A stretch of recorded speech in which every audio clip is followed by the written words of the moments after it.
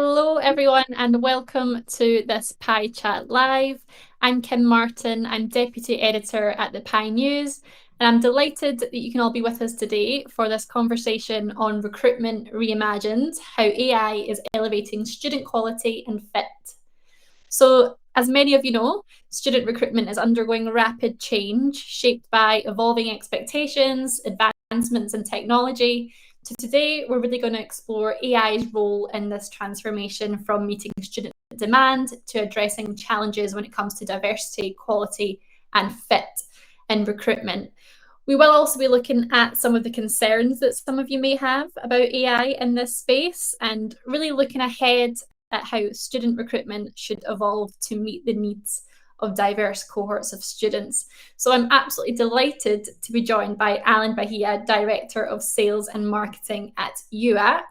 So UAPP is a student recruitment platform really at the forefront of leveraging AI to transform the student journey, redefining how universities connect with universities and support students in today's digital first world. We are also joined by Spencer Witherington, who is the Head of Student Acquisition at the Education Centre of Australia. So I'm really looking forward to hearing what Spencer's got to say on this topic. And as a recent partner of UAPP, really get an idea of how Spencer hopes to see ECA's offering and practices evolve. So for our audience, as always, please do get involved in the conversation. Let us know where you're tuning in from in the world. And we will also keep a couple of minutes, 5 minutes or so at the very end for some audience questions. So you can put your own questions to Spencer and Alan. Other things to know, there are a couple of poll questions. So on the icon on the right-hand side of your screen, there is a couple of poll questions. So we will come back to those later on, but really this is a chance for you to get involved in the discussion. Let us know your pain points when it comes to recruitment, and hopefully we can find some solutions together over the next 30 minutes or so. So let's get into it. Thank you both for being here today. Alan, I want to come to you first. So can you talk to me a bit about the international student recruitment landscape today? What are some of the kind of main challenges that you're seeing, and how can technology help to bridge some of these gaps? Hi, King. Yeah, thanks very much for inviting us today. So it's a pleasure to be here. So just as a quick introduction, I have been over 20 years in the education sector, traveling everywhere globally and, doing all sorts of things from recruitment to edtech and technology. I work with blockchain and all sorts of things in the education. Now, it's actually quite interesting and very exciting. So I think everyone is talking about AI, how AI would transform this education sector, how we recruit students out there. So what we have seen, I think, in my career is the traditional model where students, they go to agencies and they have a great support from traditional agencies to send the students abroad. But what we look into from a UAPP perspective is that the Generation Z, more than ever before, they have access to mobiles, they have access to the computer, they have access to information. So one thing that I find a challenge, and when you're looking for a program or to a destination, certain agencies, they'll have different partnerships out there.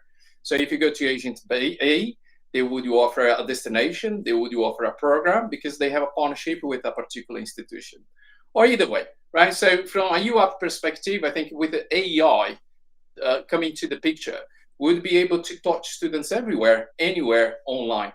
So in any language, to look into any culture, to look into anyone from anywhere, to go anywhere. So we're not gonna be a platform where students, they come into and we are forcing them to go either to US or UK just because we have a partnership with institutions. In fact, AI would offer students a real global opportunity where we can cater to students' questions. And again, the other good thing is that we will stop to do this mass marketing to students in about one single program. So students can go into a platform like AI, asking questions and build up a package that is only for them. And then again, because we are not eliminating the fact of having a human being touched, we already thought about AI may not be sufficient to students to go through all the inquiries. So here from our side, from UAPP, they're always going to have the option to speak to someone.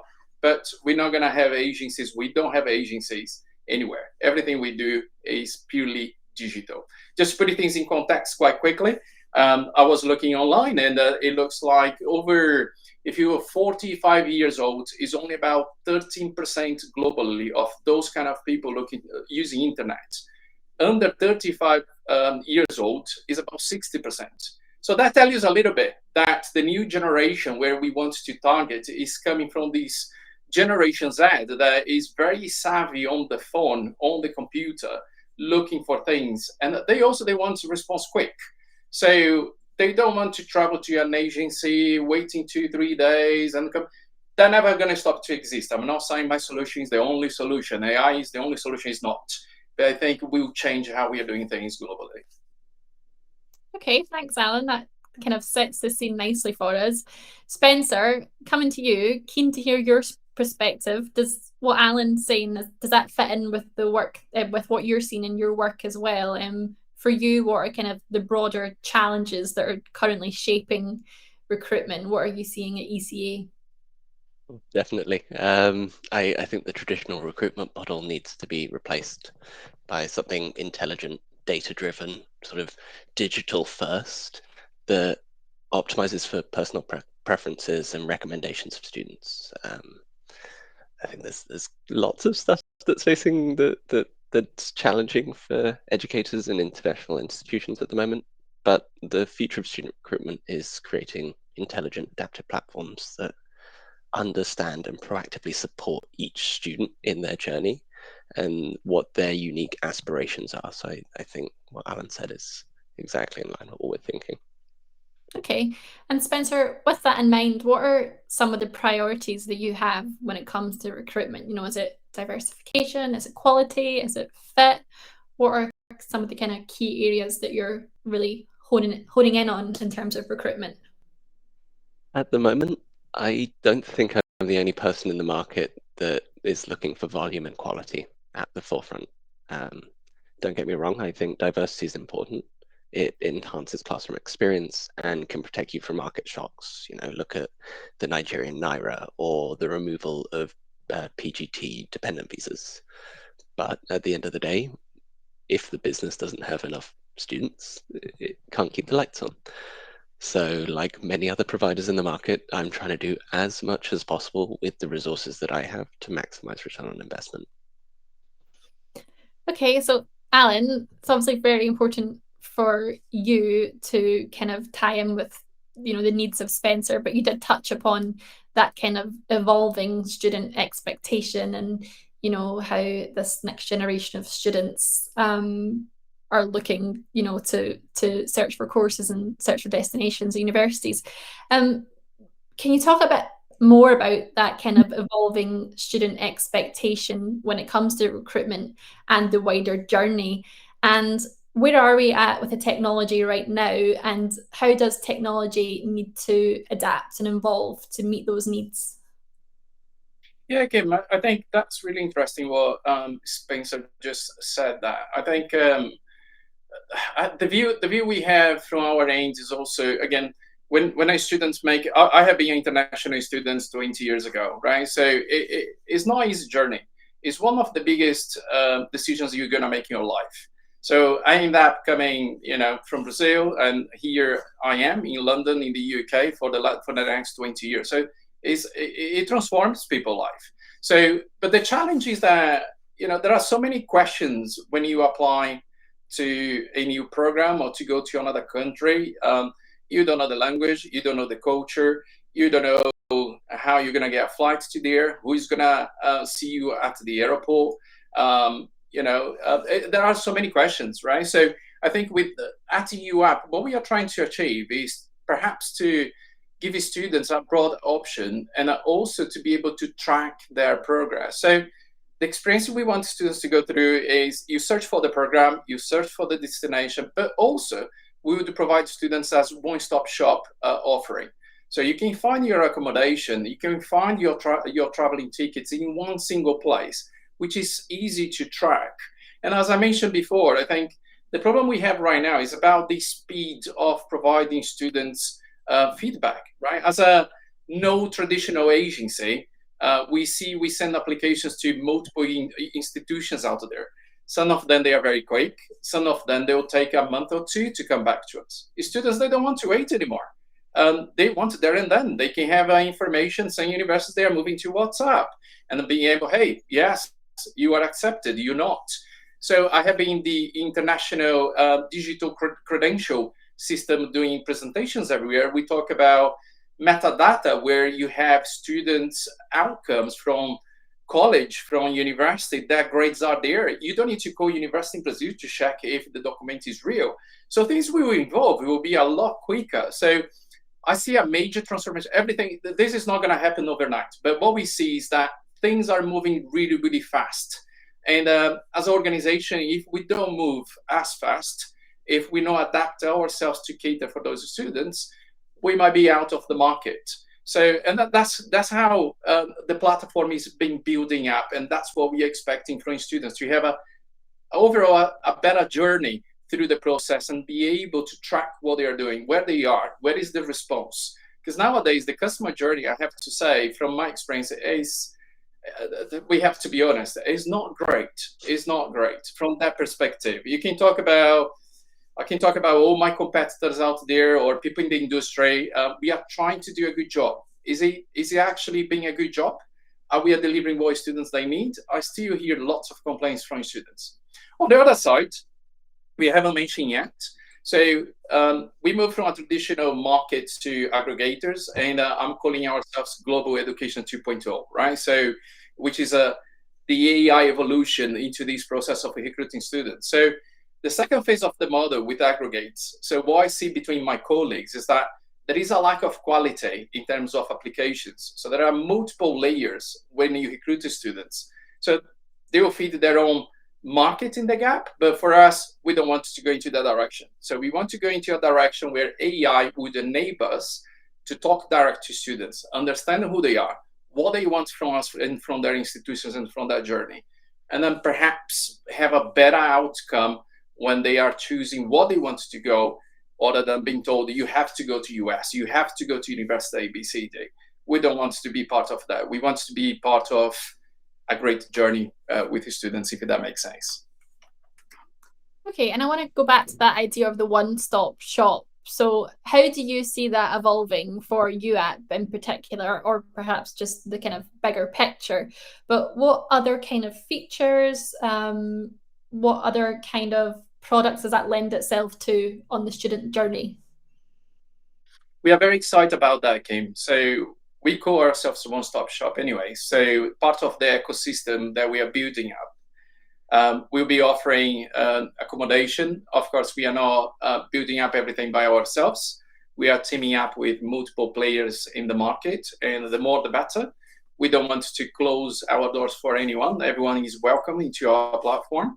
But students, they will be able to find all the information they need. So as a one-stop shop. So AI, again, would provide us the opportunity to plug in anyone that wants to work with us. So in fact, it's actually really, really interesting that we team up with our organization, and we're going to be the first company to offer over £4 million in loans to students next year. So, and this is amazing. So, and coming from anywhere, if you're coming from India, Pakistan, Brazil, it doesn't really matter. So we will offer students the option to pay for their tickets, flying tickets, everything that is related to education. So that's one-stop shop, right? You come to us, your package is personalized to you. What do you need from us or from the platform, right? Do you need accommodation? Do you need flying tickets? Do you need to apply for a visa? Do you need just to ask a question, what the weather looks like in that country? Shall I bring my pillow? So the platform is an evolving platform. But the more we have into the platform, the better answers AI would give to students. That's how the platform works. Yeah, so that's one-stop shop idea that we want to offer students. Okay, and Spencer, what do you make of that? What kind of technology or what kind of features are you looking for when it comes to, you know, perhaps partnering with a platform like UAPP? Is that something that's appealing to you? Is that part of the decision? Oh, definitely. we all work with a range of providers out there. If I have one partner that I can talk to for everything, that makes my life a lot easier and the student's life. Sort of communications flying everywhere between me and various providers. Things get dropped. It's natural. We're all human. So if we can simplify that, make it easier for everyone in the pipe, then yeah, it seems like a win for me. Yeah. And just a reminder to our audience, the poll questions are really, they're some really interesting questions. So I want to hear your thoughts. So some of them are kind of more general. Do you feel that AI poses a threat to your job? Are you experiencing challenges in implementing AI within your company? So please feel free to vote on those and we will come back to them. Speaking of that idea of, or that question of is AI going to take my job, Alan? Yeah. I'd like to play devil's advocate for a moment. So perhaps our audience, if you want to chip in and share some of your concerns that people might have about AI and student recruitment. Alan, you kind of touched upon the speed at which things are moving. So talk me through some of the concerns that you hear when it comes to AI in this space and, the kind of things that you're doing to mitigate some of these challenges. Yeah, Kim. I think last month I have been to ISF Digital in Berlin, and I met lots of people from Microsoft, Google, and people from the industry, and how this technology, AI, would affect us. I heard something in the presentation, which someone, I think it was the guy from Microsoft, that said, AI would not replace people's job. Would you replace you if you don't know how to use AI? And I think that's the question for people out there. So if you're not using AI to be able to be competitive in your own job or in your own industry, then AI, if you like, may replace you, but not because of AI, but because you don't know how to use it. We need to make sure that we use the technology in our favor. And the companies, they want to be more effective and cost effective. As Spencer was mentioning, I prefer to go to one place. It's because it costs him a lot of money to deal with lots of partners. He needs to have lots of people.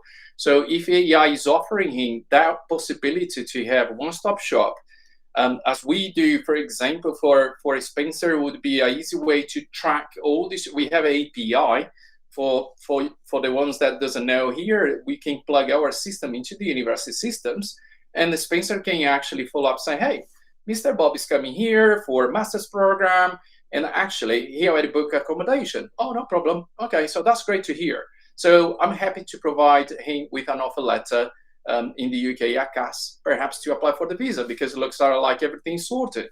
So instead you have a department for accommodation, department for careers, another person for something else. So it costs a lot of money. So now, would you replace people? Definitely, if you don't know how to use AI. And that's my take. And that's why I hear from players out there, people more excited about how to implement on a day-to-day, other than being worried about this is going to replace my job. Okay.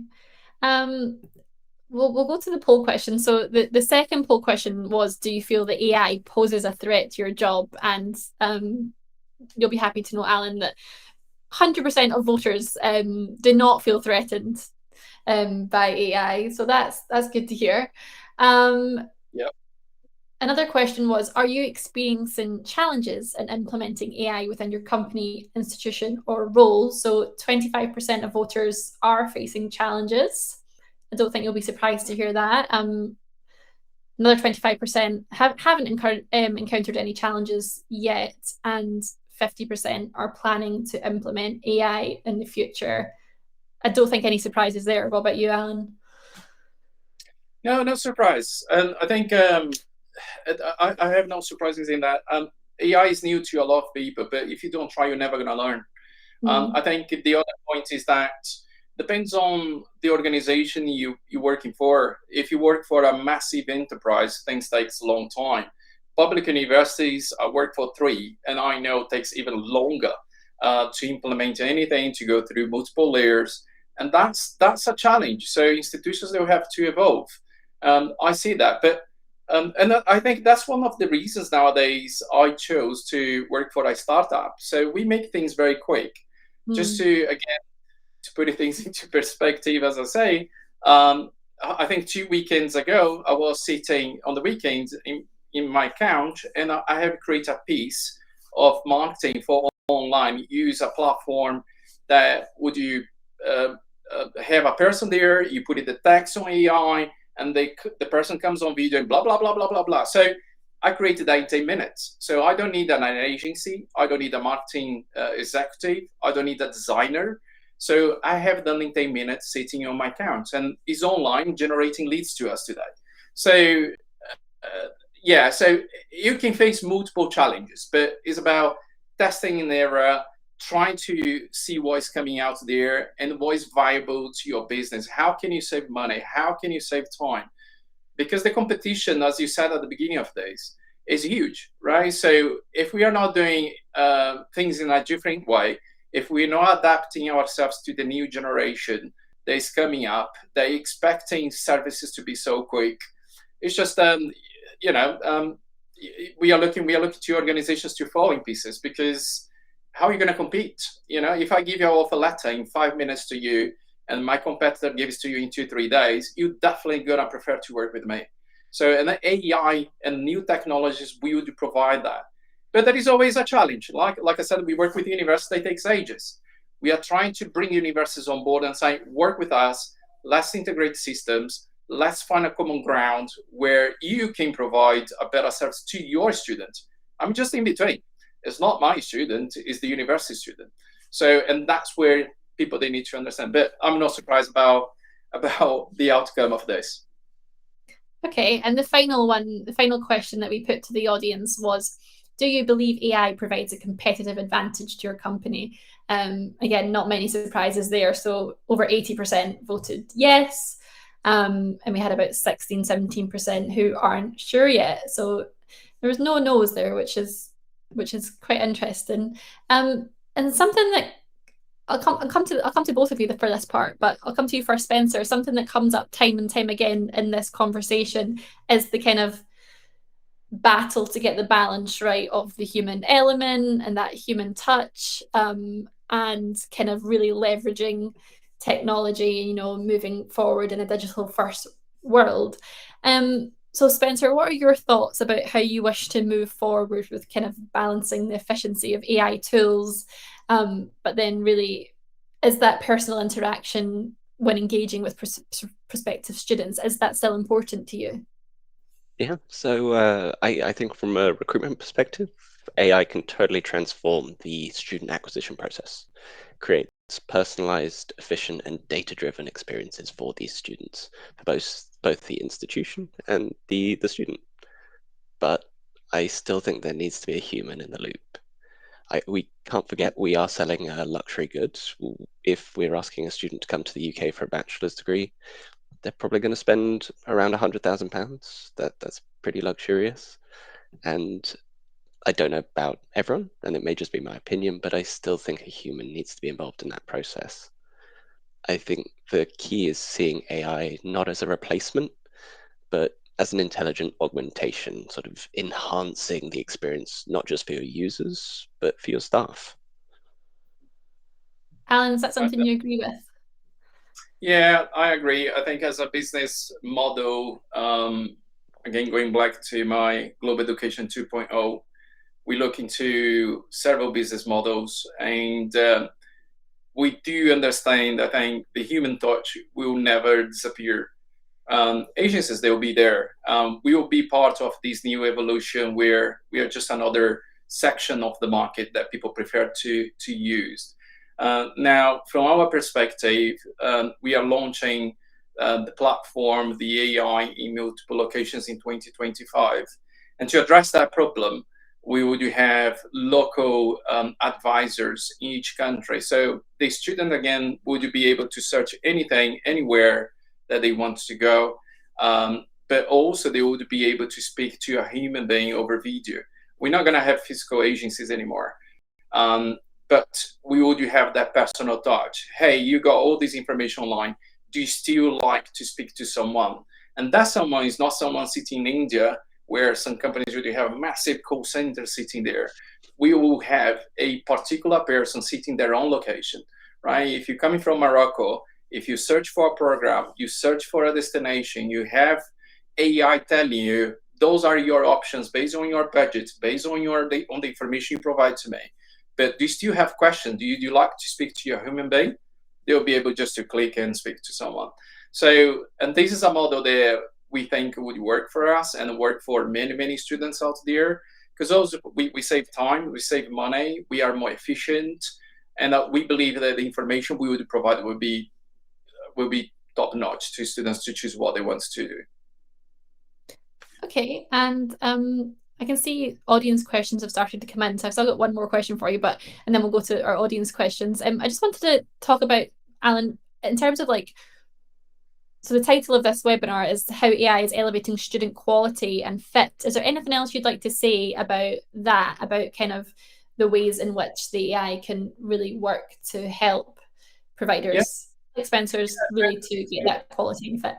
Yeah, this is interesting. So things are always developing, right? So from our end, Kim, one of the things that AI would be able to do is to tell you if you're a good fit to the institution. So nowadays, you need a human being to go through your application and understand your IELTS, your language certificate, your application. We use technology to understand if a degree in India is equivalent to a degree in the UK. Things are very complicated, right? AI would change that in the sense that all these would be done in seconds based on database that is already there, is available to us. We have done this for donkey years everywhere. So the data is out there. It's just about how we put that information together and be able to make sure the student will come to me and say, hey, I want to go to Cambridge. But actually, AI will say, you're not a good fit to Cambridge. And the reason is A, B, C, D. If you want to go to Cambridge, you need to achieve A, B, C, D. And that's where I think the fit will come to play. So students, when they arrive at the institutions, they'll feel, okay, I belong to this place. I do understand what I'm doing here. I can see multiple applications sometimes comes to us, students, they don't know even they have applied yet. So it's coming through the channel and saying, we call students say, hey, what do you think about this program? Oh, okay, I didn't know I was applying to go to UK. I was planning to go to US. So this has to end, right, within the industry. So it's just about numbers game. As Spencer said, we are a company, we are not interested in numbers game. We are interested in the quality of the application. So behind the scenes, we have a big team of tech experts working to try to understand that data and make sure the student, they have a better understand where they're going to go, better understand of the qualification, their application. And also for the institutions is a great fit in terms of what we are sending to them. So just to give a very brief number. So today, 98% of applications we send to the universities, they gain. So our rejection rates are very, very small. I love to be on 100%, but that will be a challenge for us internally. But this is something that AI is doing right now for us. So it's just a revolution for us. So yeah. Okay, thanks, Alan. All right, audience questions, the fun bit. So we have a question from Dan, first of all, I'm going to go to. So Dan wants to know, what level of investment are we considering to effectively integrate AI into higher education? Is that for me, Kim? I think so. Okay. Whoever wants to take it, either one. Anyone got any thoughts on that question? Right, that's a very broad question. What's his name again? Dum. Okay, Dum. This is a very broad question. So for us, we have people in multiple countries doing different jobs. So it depends on what kind of technology you're looking for, what do you want to implement. So one of the things that we are doing, we are plugging a massive number of institutions in our platform. So that means either we do in a clever way and using open source and open information, or we can go into multiple databases and buy databases. There are all sorts of things. So it's a difficult one to say, this is how much you want to invest, because it also depends what do you want to achieve, right? You can start from a small part of AI with a chat bot only that you might use a third-party company that is already have an AI and a chatbot and might not cost a fortune. if you are a small company and you can't afford that. But it depends. It depends what you want to achieve, what you want to implement. There is no straight answer to say that would cost 100K to implement X, Y, Z. So it depends on your project. Okay. Another question, which is quite interesting. So Kevin is asking, how transparent is AI in the recruitment process? So I think that he means, from the student aspect. What do they see? What do they know when they're using AI? Yeah, thanks for the question, Kevin. I think in a way it has to be transparent. So my understanding, again, I'm not a tech guy, right? So I'm not the guy programming AI, but my understanding on that question is AI would provide you with the answers on what you have asked. Now, I think the final line is depends on where my platform or any platform is plugged into, right? So if you plug your platform into 20 universities, so the students doing a search will see only a result on 20 universities. On UAPP side, we are plugged into all universities globally.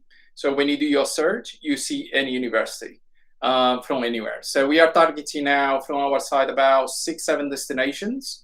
So if you ask our AI perhaps to go to China, it's not going to be ready for you yet, maybe in 2026. So, but the transparency in terms of you're looking for a program, the AI would ask you, what is your budget to go into a certain location? The AI will be transparent and give you a list of options other than saying, hey, those are the universities you should go. From our side, we would actually score that for the student based on that profile and say, hey, this is actually, you have more chances to go to A, B, C, D, but that doesn't mean you need to apply for them. You can apply for whatever you want. So in terms of transparency, if I understand the question, it would be fully transparent in that sense. Okay. If we were to talk about it from an institutional point of view, we'd also want to aim for full transparency. So you need AI to be explainable. You need to explain how it gets from point A to point B. You can't have black boxes. So we've all seen examples of companies that have been caught out by things that AI tools have said. Generative AI can hallucinate, and those hallucinations can cause problems. So you need to explain how your model got from each step in the funnel to where it did. Okay. Yeah, that makes a lot of sense.